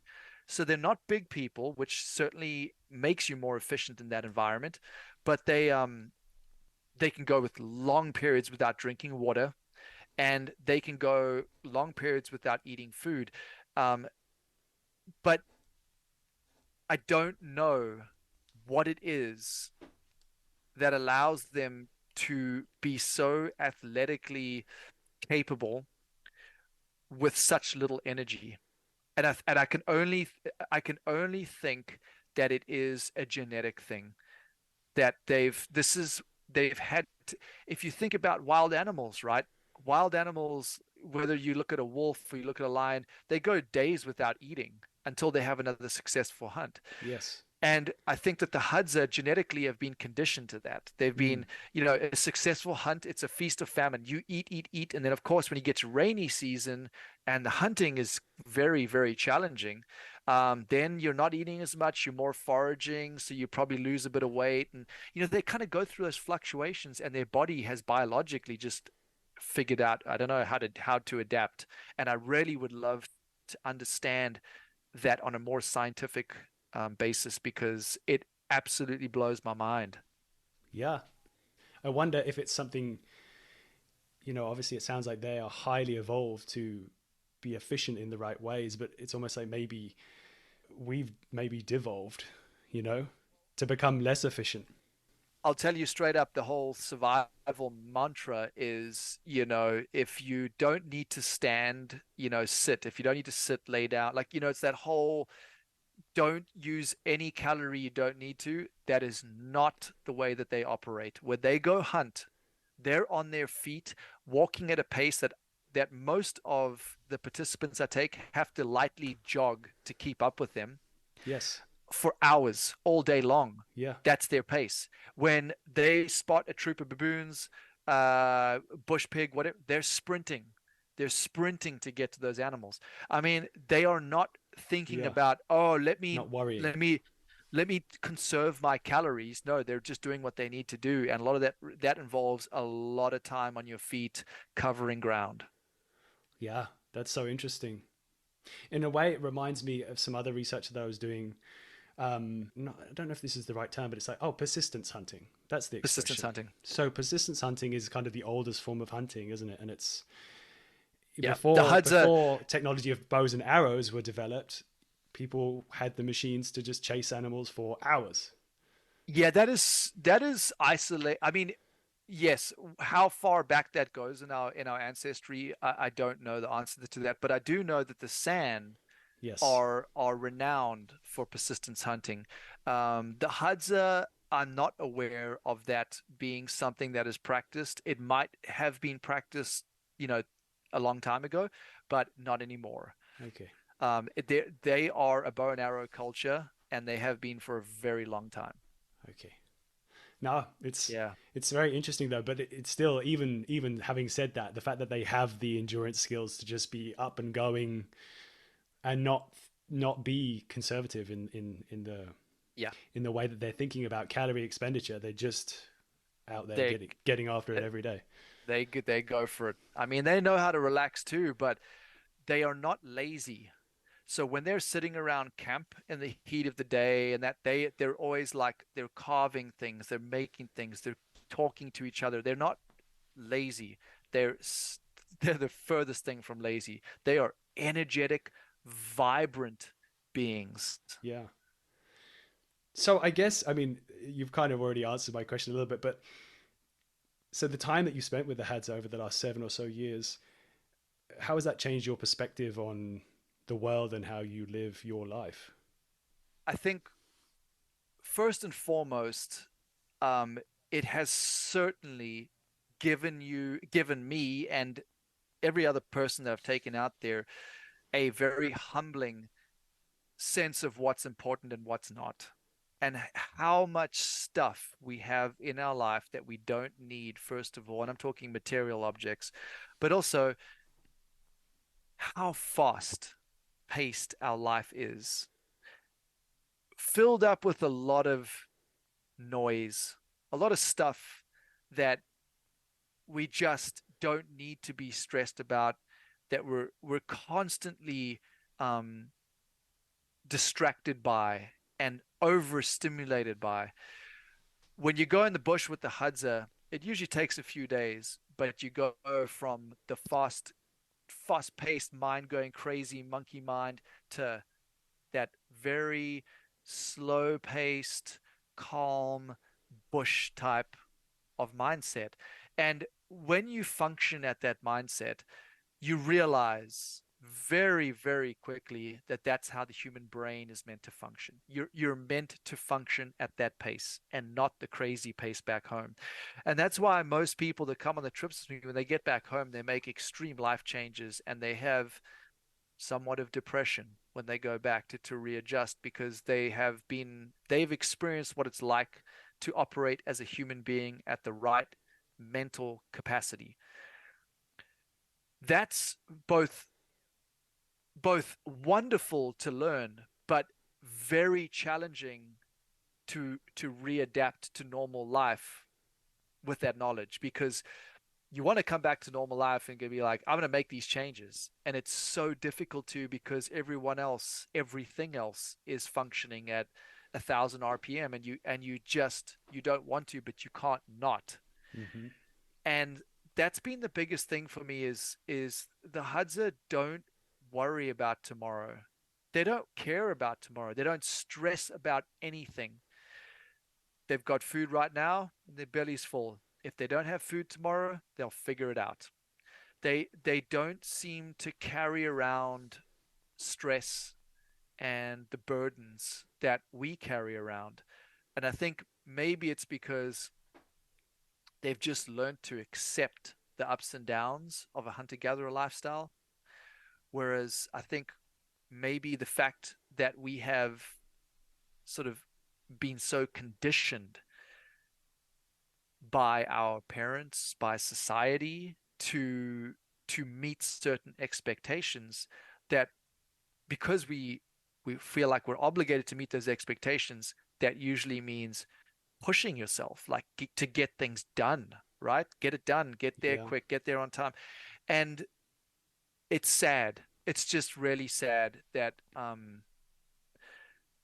to go there and see how we're meant to be living and then see how we actually are living, and there's just really not a lot that can be done about it. So that's the bittersweet takeaway. But then, of course, a lot of the other lessons are phenomenal, like how much freedom and independence they give their kids. It's wonderful. The lack of judgment that they have, the pure acceptance for another individual, however they are. There's zero judgment on how a person looks, how a person acts. It's just acceptance. And I think that that's so beautiful Yeah. to see. And oh, the list can go on and on. Yeah. It sounds like they It's just the priorities are just right, you know, like the things the that are priorities right. the things that should be important are important. And I think Yeah. when you're in an environment where your main focus is what's the next thing that I need to eat, what, and you know, simplifying things down. And then the environmental factors too, they're up with the sun, they're down with the sun. Hmm. They're eating um all these wild foods that they harvest. So their diet is exceptional, which is probably a huge part of their vitality and their athletic ability. Um, Socially, there's a big group of kids all day playing with each other, feeding each other, learning from each other. They learn by mimicking the adults. So the kids, the boys will tag along with the adults. So there's always these interactions. There's no like kids are separated to go to school for 5 6 hours a day. No, the school is being with the adults. Like they're so they're they're so socially reliant and dependent upon each other. And in the nighttime, one of the things I cherish, the sounds I cherish, is I'll sometimes fall asleep as I'm lying there looking up at the stars, and I'll just hear laughter, female laughter, kids' laughter, the male laughter, all coming from around the campfire. Who knows what they're talking about? Doesn't matter. They're sitting around the campfire, not a TV, and they're enjoying each other's company so much that they're laughing. Out in the bush, when all they own is just some cutting tools, couple buckets, a couple of blankets, and some bows and arrows that they make, and they're happy. It sounds amazing. Joel, thank you so much for your time today. It's been Absolutely. amazing to hear your story and hear about your experiences and the things that you've learned. Um, how can people find you? I mean, I've been talking about all this stuff that I've been watching, but how can people reach you or find you or follow you and see your stories? Well, I've a little bit on Instagram, Okay. Joel V Bushcraft, but and then YouTube Joel V Bushcraft. That's where people could definitely get a little look at the interactions that I have with the Hadza. And then my website, bushsurvivaltraining.com, Okay. is where I have. So I do hunting courses. I do the Hadza course. I do local 1 day courses here in Oregon. So if they are interested in that, I think I have an online course there too. So they could check me out through the website, but that's pretty much it. Do you have any spots left for the Hadza trip, or I don't know, because I think Nope, there were none left. They're all gone. none left. So All full, have to wait till full. next year. Yeah, Yep. Next Well, year it is. amazing. It was so good to just go deep and go down all the rabbit holes. So thank you very much for your time today. Oh, absolute pleasure. Thank you for having me. It's always very humbling to be able to talk about the Hadza and this lifestyle of practicing ancestral skills. And I just hope that it motivates some folks to go and spend some time in nature. Absolutely. Well, good luck with your continued adventures, and hopefully we'll chat again sometime soon. Yep. Thanks so much. Bye. Right. Thanks.